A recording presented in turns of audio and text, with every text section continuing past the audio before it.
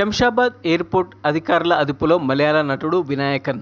ఎయిర్పోర్ట్లో సిఐఎస్ఎఫ్ కానిస్టేబుల్ను కొట్టిన వినాయకన్ మద్యం మత్తులో కానిస్టేబుల్పై దాడి చేశాడని ఫిర్యాదు.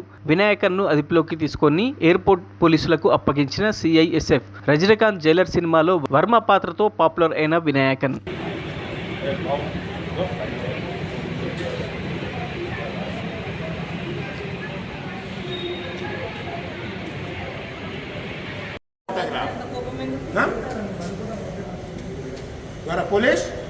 సాయంత్రం 6 గంటల సమయంలో సిఐఎస్ఎఫ్ ఇన్స్పెక్టర్ నాకు కంప్లైంట్ ఇవ్వడం జరిగింది. వాళ్ళు ఏంటంటే ఈ ఇండిగో 4:30కు వచ్చిన కొచ్చి నుంచి హైదరాబాద్ వచ్చిన ఇండిగో ఫ్లైట్లో ఈ వినాయకన్ అనే వ్యక్తి వచ్చిండు. ఆయన అక్కడి నుంచి ట్రాన్సిట్లో గోవా వెళ్ళాలి.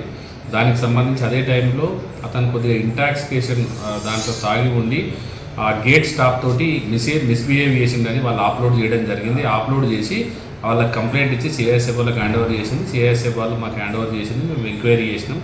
అతను కూడా ఇంటాక్సికేషన్ కండిషన్లోనే ఉన్నాడు. దానికి సంబంధించి మేము ఈ సిటీ పోలీస్ యాక్ట్ కింద కేసు నమోదు చేసుకొని అది దర్యాప్తు చేస్తున్నాం. ఉన్నాడు, మధ్య మత్తులనే ఉన్నాడు. ఇతను మలయాళ యాక్టర్.